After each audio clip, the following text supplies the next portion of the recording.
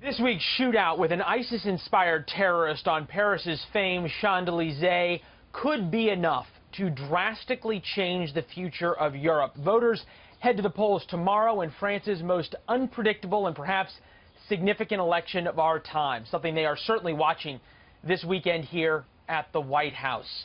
The attack is fresh meat for Marine Le Pen, the far right-wing nationalist candidate that wants France out of the European Union and has talked a lot about France's immigration issues. Gilles Kepel is the author of Terror in France, The Rise of Jihad in the West, and joins us now from Paris. Good to see you, sir. Hello. Our Greg Palcott on the ground in Paris covering the election reported that 1/3 of French voters have not decided how they will cast their ballots tomorrow.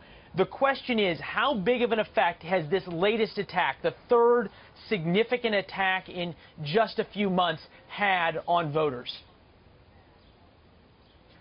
Well, it's not clear that, the Islamic State terrorists are going to be able to take the French election hostage as they had intended to from the scratch. Because, this attack took place after a respite of more than 9 months, because the last attack happened in July 2016. In the meanwhile, a number of attacks have been foiled by French intelligence, who managed to nip them in the bud. And when you look at what is happening in the pseudo-caliphate, the ISIS fighters are now being tracked down by the coalition bombing, they are being droned, and they don't have that time and that capacity to perform efficient attacks on European soil, in French soil in particular. So the only thing they could do, and it was of course bad enough, was to kill this policeman the other night. But this, I believe, is not going to be able to change the mind of voters. I don't think that voters will vote in a panic for the extreme right.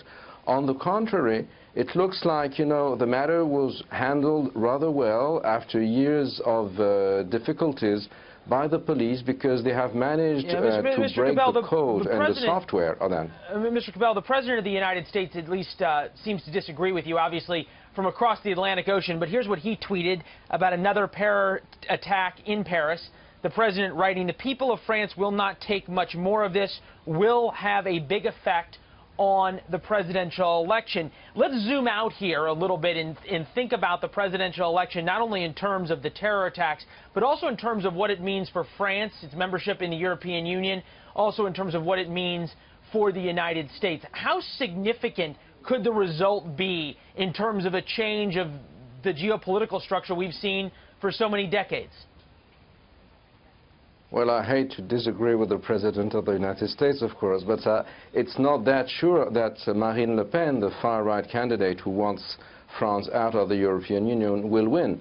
The last polls still show that after the attack show that Emmanuel Macron, who's the sort of a center, left, right candidate, is still slightly ahead of her, and we're going to have a second term. And I want to just to pick up on that, Marine Le Pen may not be the best candidate in terms of the United States. She's very anti-American. We've also heard a number of U.S. even neoconservative analysts look at this and say Macron's response to this latest terrorist attack, some even called inspiring.